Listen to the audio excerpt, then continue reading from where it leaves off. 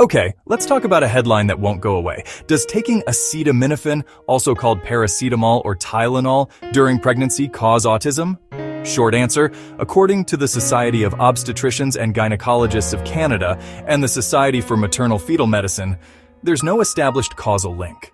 They both recommend acetaminophen as the first-line option for fever and pain in pregnancy, used at the lowest effective dose for the shortest necessary time. So why the confusion? A lot of studies you hear about are observational. They can find associations, but they can't prove cause.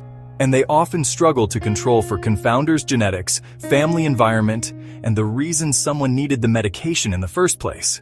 Example, fever. Fever in pregnancy is not benign. Untreated high fever is linked to miscarriage, birth defects, preterm birth, and even a higher risk of autism. If a study sees acetaminophen use and autism together, but doesn't fully account for fever, it can look like the medicine is the problem, when the fever might be the real culprit. More rigorous research backs this up. Sibling comparison studies, where one sibling was exposed in utero and another wasn't, help control for genetics and family background. When researchers used that design in large cohorts, the small associations seen in simpler analyses disappeared. That points to confounding, not causation. Now, none of this says take acetaminophen all day, every day. It says, when you genuinely need to treat fever or significant pain in pregnancy, acetaminophen is the go-to because its safety profile is better established than the alternatives. Let's do a quick myth versus fact. Myth: acetaminophen causes autism. Fact: leading obstetric groups say there's no established causal link. Observational signals are small and likely confounded by things like illness, fever, and genetics. Myth: it's safer to just tough it out.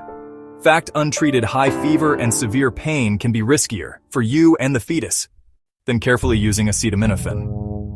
Myth: if some is okay, more is better. Fact: stick to the lowest effective dose for the shortest time. Overuse can harm your liver and isn't recommended in pregnancy. So what should you actually do? Treat real fever and significant pain. Don't ignore them.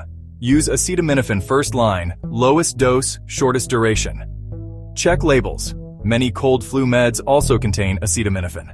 If symptoms persist or you're unsure, call your clinician.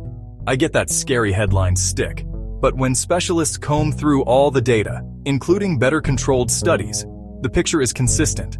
The small association seen in some papers doesn't hold up as a cause and effect story. Meanwhile, the risks of not treating fever are clear and well documented. Bottom line, if you're pregnant and you have a fever or meaningful pain, don't be afraid to use acetaminophen appropriately. That's the consensus from the SOGC and SMFM.